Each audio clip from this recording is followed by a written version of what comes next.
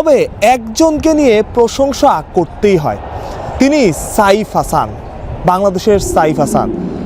অনেকে বলাবলি করছে সাম্প্রতিক সময়ে সবচাইতে উন্নতি করা ক্রিকেটারটার নাম সাইফ, যে কিনা আলোচনায় ছিল না, যে এশিয়া কাপের স্কোয়াডে এসেছিল চমক হিসেবে।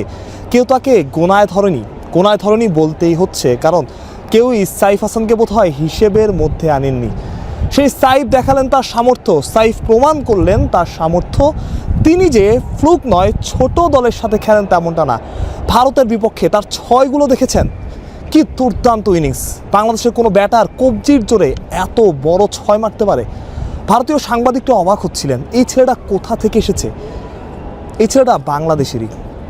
বাংলাদেশ ম্যাচ হেরেছে, অনেক কিছু নিয়ে সমালোচনা করা যায়, কেন সোহানকে খেলানো হলো না, কেন জাকের আলী উইকেট কিপিং গ্লাভসের পেছনে দাঁড়ালেন, কেন ওই ক্যাচটা মিস হলো, অনেক সমালোচনাই করা যায়।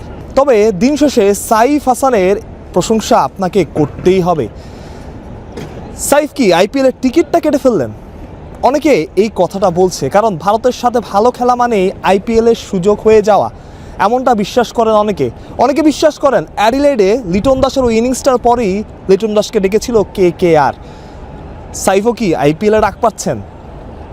এখন এই কথাটা বললে খুব তাড়াতাড়ি হয়ে যায়, বাট সাইফ হাসান যেভাবে খেলছেন, ভারতের সাথে যেভাবে খেললেন, ছক্কাগুলো মারলেন, তাতে ভবিষ্যতে যদি তার ডাক আসে কিংবা পরের আইপিএলে যদি পরের ম্যাচগুলো সাইফ ভালো খেলতে পারেন, তবে অবাক হওয়ার হয়তো কিছুই থাকবে না। সাইফের অ্যাবিলিটি আছে, সাইফ গ্লোবাল সুপার লিগে পারফর্ম করেছেন, সাইফ বাংলাদেশের হয়ে এশিয়া কাপের মঞ্চে ভারতের মতো টিমের সাথে, যেখানে জসপ্রীত বুমরা আছেন, কুলদীপ যাদব আছেন, অক্ষর প্যাটেল আছেন, বরুণ চক্রবর্তী আছেন, তাদের বিপক্ষে পারফর্ম করছেন, ছক্কা মারছেন। হ্যাঁ, সাইফের ইনিংসের শেষ দিকে সাইফ কিছু লাইফ পেয়েছেন, কিন্তু ততক্ষণে ভালো ইনিংস যাকে বলে সেটা হয়ে গেছে সাইফ হাসানের। সাইফ সেই ইনিংসটা খেলেছেন। বাংলাদেশ এই ম্যাচটা জিততে পারতো যদি সাইফ হাসানকে কেউ সঙ্গ দিতে পারতেন। সেই সঙ্গটা কেউ দিতে পারেন নাই শুরু থেকে।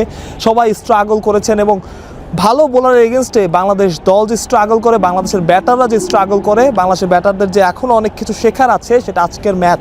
চ্যাম্পিয়ন হতে গেলে বড় চিন্তা করতে হয়, বড় ক্রিকেটার হতে হয়, মাইন্ডসেটও বড় লাগে, সাহস লাগে, স্কিলও লাগে।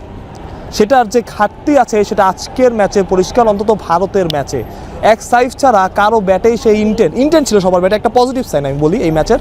সবাই জিততে চেয়েছে, অন্যজন মতো ডট বল দিয়ে সম্মানজনক হারের জন্য বাংলাদেশ খেলে না, জয়ের জন্য খেলেছে, সেটা পজিটিভ দিক। বাট বাংলাদেশের ক্রিকেটাররা যেসব শট খেলে আউট হয়েছেন, শামীম পাটোয়ারি থেকে শুরু করে সাইফুদ্দিনকে বলেন কিংবা তানজিদ হাসান তামিমকে বলেন, একদম দৃষ্টিকটু ছিল। বাট দিন শেষে প্রাপ্তি সাইফ হাসান। কালকে পাকিস্তানের বিপক্ষে ম্যাচ, অঘোষিত সেমিফাইনাল, জিতলেই বাংলাদেশ চলে যাবে ফাইনালে। Hope for the best. আজকের এই ভুলগুলো শুধরে কাল বাংলাদেশ ঘুরে দাঁড়াবে, এতটুকুই প্রত্যাশা। সংযুক্ত আরব আমিরাত থেকে ভারত প্রত্যয়, বিডি ক্রিক টাইম।